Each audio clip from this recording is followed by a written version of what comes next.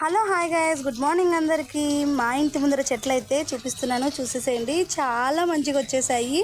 ఇది దవనం చెట్టు, అది మాసపత్రి చెట్టు అంటారు, పూలలోకేసి కడతారు కదా, అదనమాట. చాలా రోజుల నుంచి అస్సలు చచ్చిపోదు, ఇది చాలా మంచిగా వస్తుంది.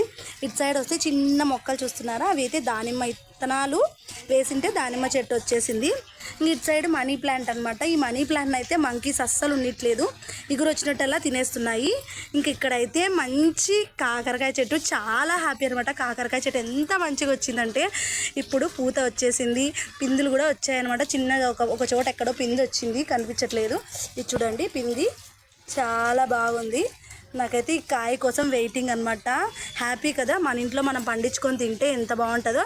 ఇక్కడ చిన్న చిన్న మొక్కలు ఉన్నాయి కదా, ఇవేంటివంటే రుద్రాక్ష చెట్లు అనమాట.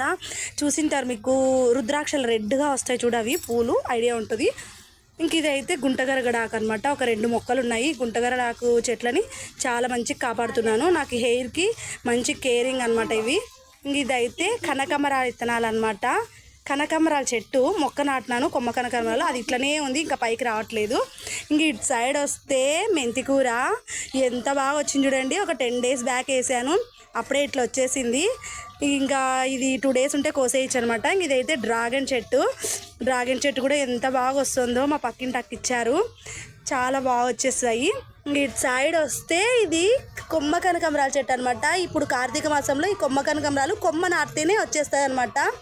ఇటు సైడ్ అయితే మా పిల్లలు చెనక్కాయ విత్తనం నాటితే చెనక్కాయ చెట్టు కూడా వచ్చింది. చూసారా మా మొక్కలు ఎలా ఉన్నాయో, ఒకసారి కామెంట్ చేయండి, ఓకేనా.